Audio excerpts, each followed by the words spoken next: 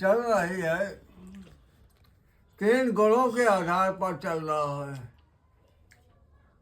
सात्विकी सत रज तम, 3 गुणों पर चल रहा है।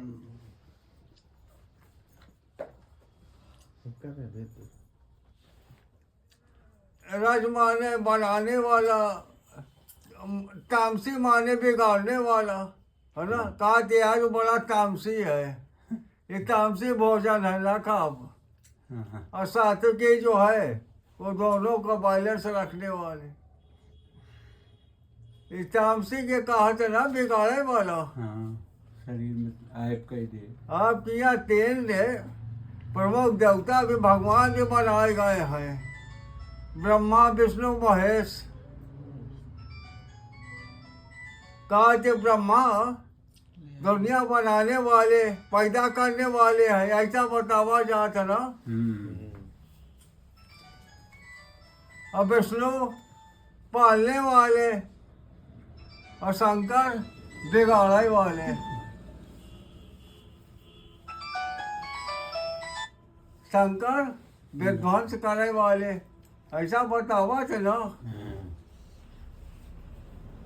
और सारा संसार शंकर जी के पीछे पड़ा है, पूजा करे। शंकर जी विध्वंस कराते हैं।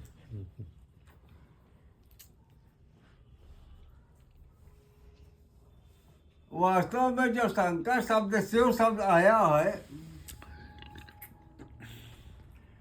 हमेशा देखो वो शिव हमेशा ध्यान लगाए अपन पड़ा रहा थी, है ना।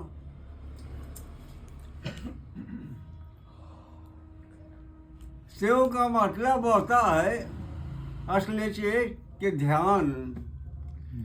ध्यान का मतलब क्या होता है? आप लोग आंखें मूंद के बैठे हो, ध्यान का मतलब क्या? ध्यान का मतलब होता है न कोई विषय, न कोई विचार, न तो कोई स्मृति, न तो कुछ कल्पना, मन के अंदर कुछ भी न रहे। ध्यान का तो होता है न विचार उठे, न वासना आए, न स्मृति आए, न कल्पना, कुछ भी मन के अंदर न उठे, वो अवस्था को ध्यान कहती। ध्यान का मतलब होता है आप अपने अंदर रहिए, वर्तमान में रहिए, अपने अंदर रहिए, यानी मौजूद। हम लोग एक बात ये बताए थे, आप लोग व्यवहारिक दृश्य में कहत नहीं ना कि यार कितनी बड़ी सुविधा बाहर मिला, लेकिन आदमी कहा थे जो अपने घर में सुकून मिला था, चैन वो बाहर नहीं मिला। अपने घर में आदमी जमीनों में सोए करके सुकून में मौज में रहा थे। कहा थे ना कि यार अपने घर में आराम मिला, तो बाहर चाहे जितनी बढ़िया सुविधा वही मजा नहीं आवत, है ना। अब यही विचार कर लीजिए, घर में आराम मिलता है आप कहते हैं ना। अब जब आप विचार कर लीजिए, हम अपने चेतना को विचार करिए। आप अपने घर में रह रहे थे, बाहर घूमत रहा, इसीलिए आप आसान थे। जब विचार कर लीजिए, हम हमेशा बाहर ही घूम रहे हैं, कभी अपने अंदर ही ठहरने की कोशिश नहीं करे। जिस दिन अपने अंदर ही ठहरने की शक्ति आ जाते, उसे को ध्यान कहा जाता।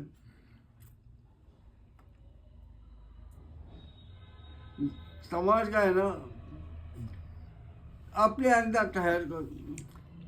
शिव को मृत्यु का देवता कहा जाता है, विध्वंस का देवता कहा जाता है, विनाश का देवता कहा जाता है।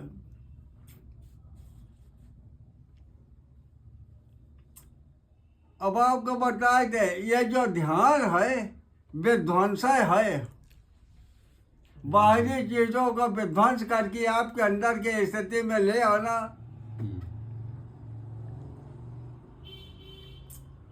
ध्यान को विसर्जन, विनाश का देवता कहा जाता है, क्योंकि ध्यान विध्वंस है। विध्वंस किस बात का है? आपके मन का। ये जो रोजा वगैरह रखा जाते कहते ना कि नफ्स को जहर करने के लिए किया जाता है। नफ्स को जहर करने वाले विध्वंस करने के लिए मन को, तो यह ध्यान जो है मन को विध्वंस करने के लिए किया जाता है। यही शिव के विध्वंस का मतलब है।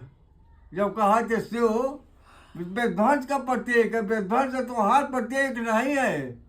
जो मन है तुम्हार, मन के अंदर जो संसार पाल रखे हो उसका विनाश कर रही है, और उसका बिना विनाश करे आप आगे के रास्ता न पड़े।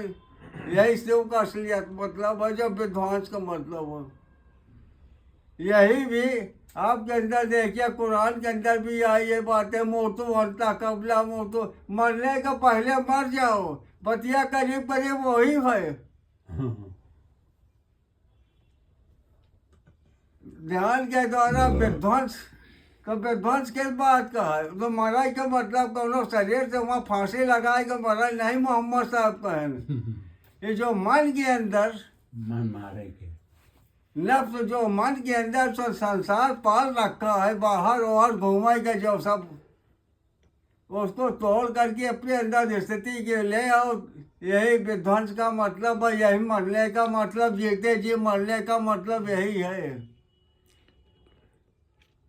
ये चेतना भी संबंध है। अगर ये जगत संसार मन से अगर शांत हो जाए तो तुम्हारे लिए संसार शांत हो जाएगी।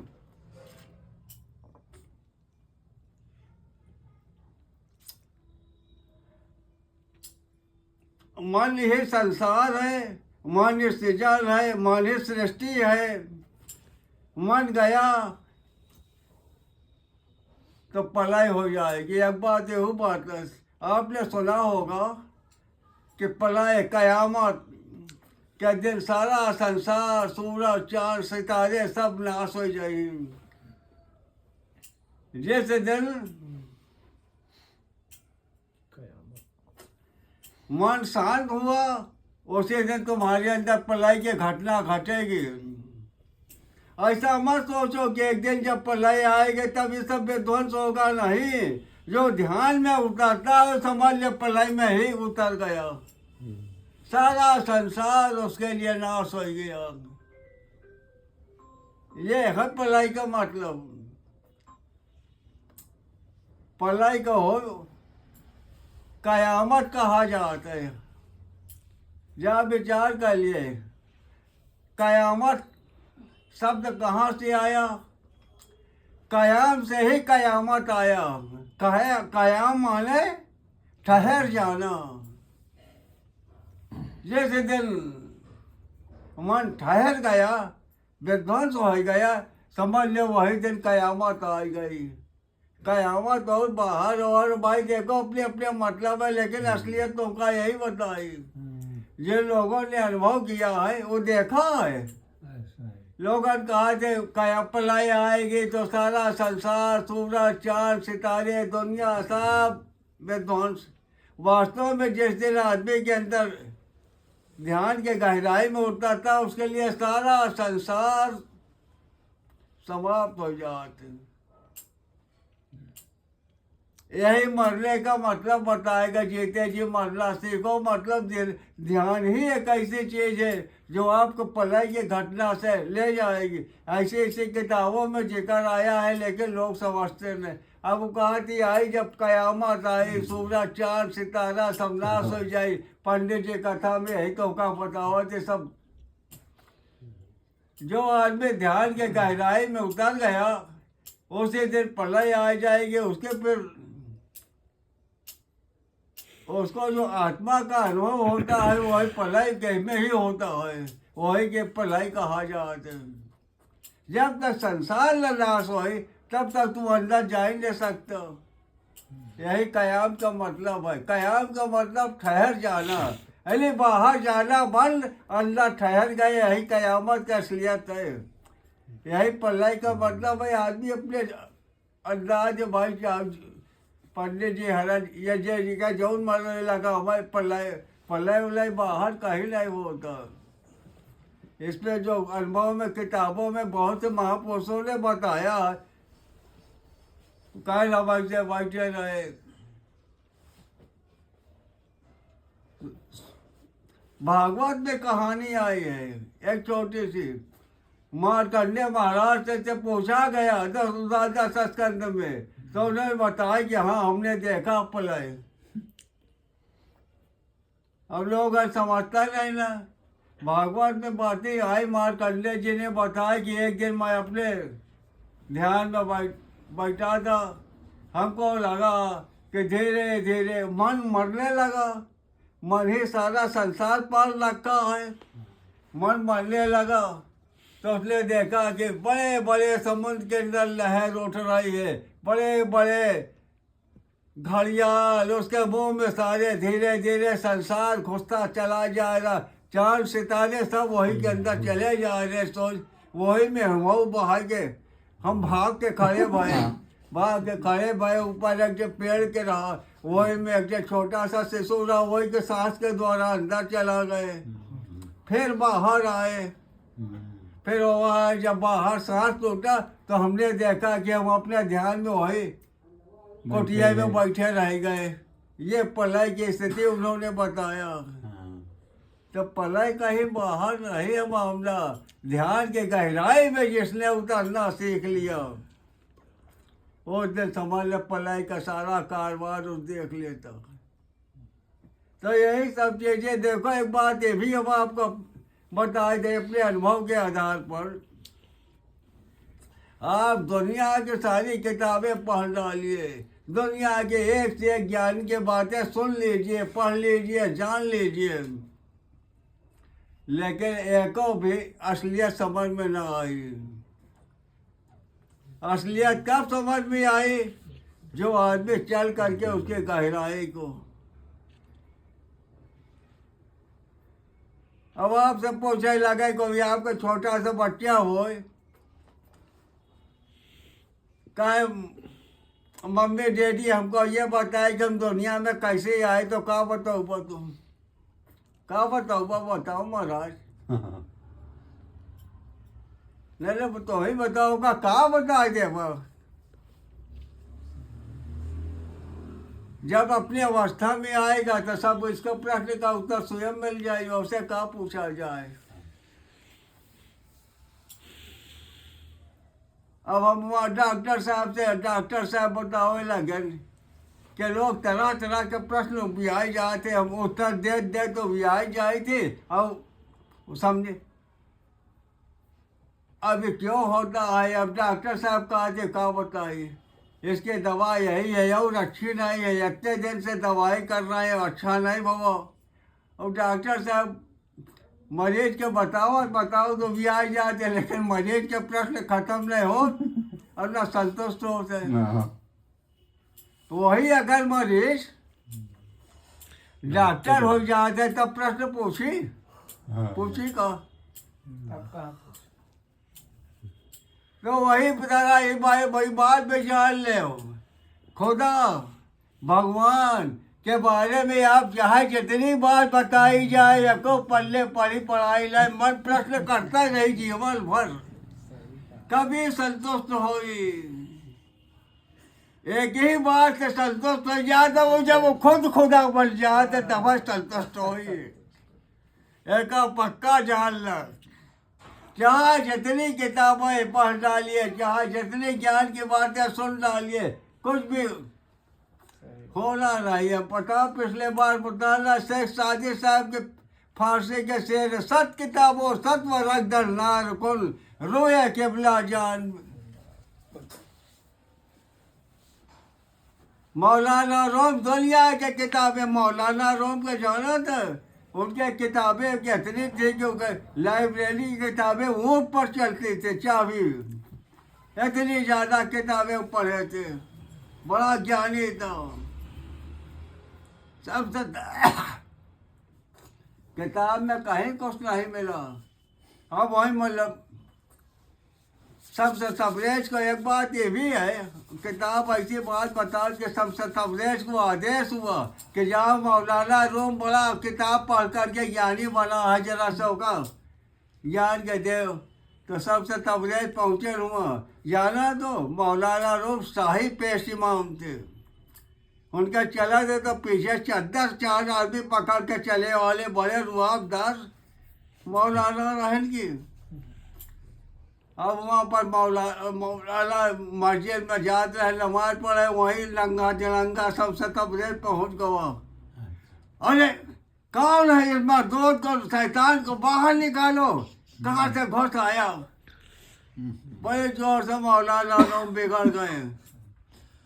सबसे तबरेज ने देखा, कहा मियाँ हमको मत धक्का दे करके बाहर, मैं जा रहा हूँ।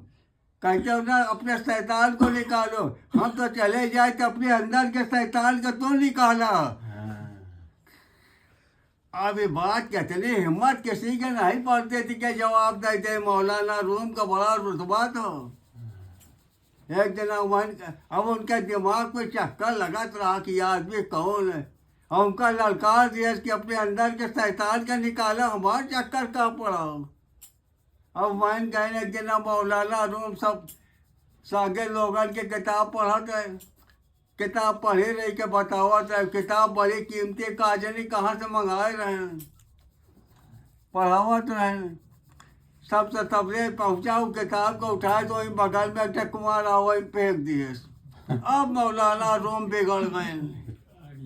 देखो नारायण, तुझे मालूम नहीं कहाँ से किताब मंगाए थे, बड़ी कीमती किताब है, ये है तूने पानी में डाल करके नष्ट कर दिया। बिगड़ गए ना। सबसे तबरेज मुस्कराहट खड़ा रहा। जब कब गुस्ताए उबियाए गए तो सब तबरेज कुआस में हाथ डाले और निकाल करके सूखी किताब पकड़ा। कहे मौलाना ले पढ़े किताब, किताब में कुछ नहीं ना बेवकूफ, ऐसे कहे। भाई हम दूसर के बात न बताई। हमको बड़ा सब शौक रहा। किसी जमाने में हम चारों वेद पुराण आज से नहीं 50 साल पहले सब खरीद करके पढ़ा रहा। तो लोगन की यहाँ कौनो है किताब उताब, गीता उता क्या खरीदे है। उपनिषद, रामायण, बाल पुराण, दुनिया भरी किताब से जो विवेकानंद के सारे सब किताब पढ़ करके थे। कौन इलाहाबाद के अंदर कौन ऐसा सत्संग न हो जहाँ हम न जाए। सब जानो कहते दरवाजा खटखटावा। अब अपने के बड़ा ज्ञानी समझत रहे। हाँ फिर तो फिर बड़ा हो रहा कि मौका जल्दी तो सब जगह सम्मान से बुलावत रहे। अब हम तुमका क्या बताए, जब इनसे हमारी मुलाकात भाई ये थोड़ी कहल गया हम जरूर ऐसा ही बातचीत चली। कौनो बात में टोक दिहन, बस वो बच्चा टोका हमने दिमाग में लग गया कि यार ऐसे कैसे। फिर ढेर दिन तक जाके इनके द्वारे वहीं पिटर के हुआ जेल रोड पर रखे रात रहे। तो एक दिन कहन बाबू जी हमारे पास क्या ले सोच के आते हो यहाँ। हमका हमने समझे मैंने और क्या बताई कहलिए चला आई थी। फिर हो गया बात, कहन देखो जितना पढ़े हो, जितना जानकारी है सब भूल जाओ, तभी विद्या शुरू हो। अभी बात कहता है हमका बड़ा लगा कि हम इतना संस्कृत के श्लोक किताब काफी पढ़े, हम ज्ञानी बने, कहा से सब भूल जाओ, हमें कुछ नहीं ला। उस समय हमका बड़ा बुरा लगा। अरे बहुत देर तक हमारे क्या खूब झगड़ा चला हो। आखिर में हमका भी इस बात के एहसास हुआ कि सब कुछ नहीं ना। तैयार है जान लीजिए, चाहे जितना आप किताब कापी, चाहे जितना सत्संग सुन ला, चाहे जितना कथा सुन ला, चाहे जितना भागवत सुन, चाहे जितना तीरथ बरत कह डालो, अगर भगवान के बारे में तो कहा है तो भगवान ही बने पड़े तब तुम्हारा शंका समाधान चाहिए और दूसरा रास्ता रही है भाई। जैसे समझ में आओ तो कम आज असलियत बतावा। भगवान की असलियत समझना हो तो तुमका भगवान ही पड़े। विवेकानंद ने भी यही कहा है, उसके किताब में लिखा। हमने कहा कि भाई भगवान को समझना हो तो भगवान ही बनना पड़ेगा और कोई रास्ते नहीं। वो बात कोई बताइए तो उन्हें खड़ा होकर के प्रश्न करबो। आप देखिए गीता के अंदर 11 अध्याय भगवान के से उत्तर देती, नया प्रश्न अर्जुन खड़ा कर देते, उत्तर देते, नया प्रश्न खड़ा हो जाते, उत्तर देते, नया प्रश्न खड़ा। आखिर में कृष्ण बोलन कि अर्जुन को समझ आया, अब मोह तो न हिलाए न हाँ से हाँ कहे, लगा थे क्या समझ में कुछ नहीं आवा, सारा प्रवचन सब बेकार। देखा भगवान प्रवचन दे और अर्जुन समान आदमी से बुद्धिमान प्रवचन से संतुष्ट नहीं भवो, तब भगवान ओके ध्यान के गहराई में उतारना शुरू किया, तब ओका समझ में आवा। तो याद रखो, ध्यान के गहराई में उतरना है, पलाई की स्थिति से गुजरना है ध्यान के। और जो शंकर जी विध्वंस करना है, जो मरने के पहले मरने जा रहे है कि मन के अंदर जो सारा संसार पाल रखा है उसी का नाश करना पड़ेगा, यही प्रलय है। और उसके प्रलय के बहुत से घटनाएं हैं। हमने उसके एक विदेशी चार्ल्स स्कॉट नाम के उसके पावर ऑफ लव किताब है, उसने भी अपने अनुभव में लिखा है कि का कैसे नाश होते, उसने लिखा है कि कैसे नाश होते। उसको अंदर से अनुभव आया, कहा ऐसे हो, फिर अंदर से आवाज है, बस जब जा बच्चे देखते चलो, कुछ प्रतिक्रिया मत करना। वो करते करते चला गया, डूबते डूबते। उसके बाद कहा कौन कौन से घटना घटी हमें कुछ याद नहीं, उसने किताब में लिखा। एक बात ये भी बताई गई,